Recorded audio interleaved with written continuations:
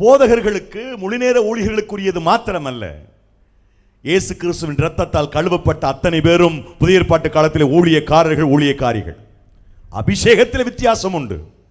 போதக பிதாக்களை தேவன் வித்தியாசப்பட்ட விதத்தில் அபிஷேகித்து பிரதிஷ்டையோடு வாழும்படி அழைக்கிறார். ஆகவே அவர்கள் போதகர்களாக நமக்கு முன்பாக நிற்கிறார்கள். ஆனால் புதிய ஏற்பாட்டு சத்தியத்தின்படி நம் அனைவருமே தேவனுடைய ஊழியக்காரர்கள். பழைய ஏற்பாட்டு வசனம் ஒன்று இப்படி சொல்லுகிறது. லேவியராகமம் 25வது அத்தியாயம் 55வது வசனம்.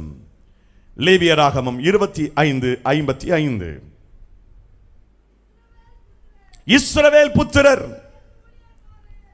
இஸ்ரவேல் புத்திரர் என் ஊழியக்காரர். கவனிங்க, இஸ்ரவேல் புத்திரர் என் ஊழியக்காரர். பழைய ஏற்பாட்டு காலத்தில் ஒட்டுமொத்த இஸ்ரவேல் மக்களையும் ஆண்டவர் எப்படி அடையாளப்படுத்துகிறார்? இவர்கள் என்னுடைய ஊழியக்காரர்கள்.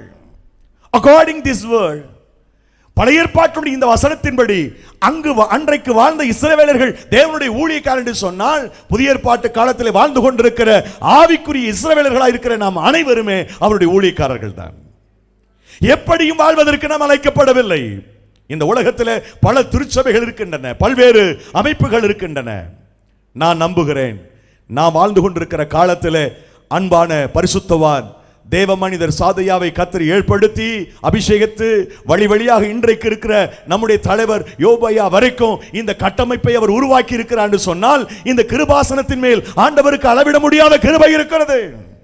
நாம் கவலைப்பட வேண்டிய ஒரு விடயம் எதுவென்றால், என் அன்பு சகோதர சகோதரிகளே, பெரியவர்களே, நான் பிதாவினுடைய சித்தத்தை செய்ய வேண்டும். தன் காலத்துக்குள்ளே வாழ்ந்தபோது தாவீது தேவனுடைய சித்தத்தின்படி வாழ்ந்து தன்னுடைய ஓட்டத்தை நிறைவு செய்தான்.